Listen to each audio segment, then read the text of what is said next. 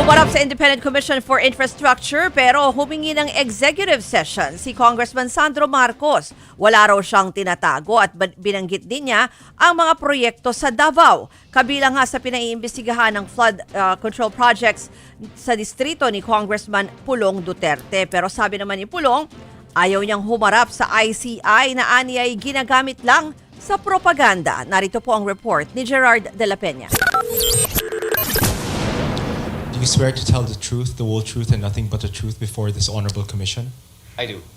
Sumalang na sa pagdinig sa Independent Commission for Infrastructure si Presidential Son at House Majority Leader Congressman Sandro Marcos. Pero ang live stream ng hearing tumagal lang ng ilang minuto. Humiling kasi ng executive session ang abogado niya para malaya raw makapagbigay ng impormasyon ang kongresista. We again request that for an executive session for Congressman Marcos. We grant your request, so we will adjourn the session and go into executive session.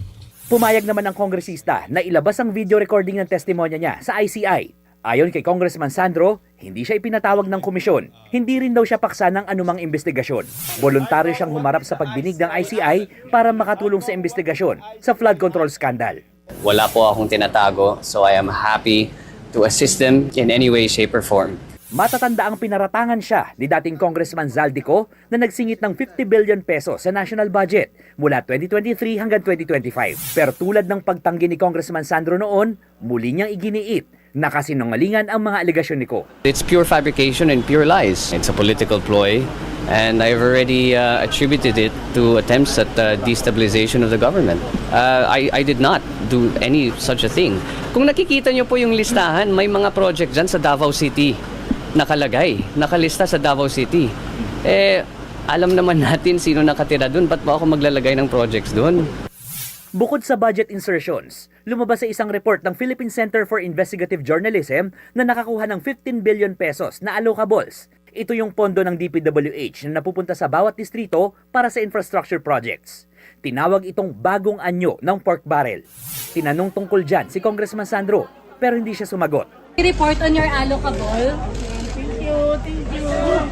Kung si Sandro humarap sa ICI kahit hindi ipinapatawag, si Davao City 1st District Representative Paulo Duterte sinabi kahapon na bukas sa investigasyon kaugnay ng mga kinukwestyong proyekto sa kanyang distrito. Pero ngayon, sinabi niyang hindi siya haharap sa pagdinig ng ICI dahil wala raw itong kapangyarihan at jurisdiksyon sa kongresista. Ginagamit lang daw ng palasyo ang ICI para sa propaganda at ginagawa raw na punching bag ang mga hindi kaalyado ng administrasyon.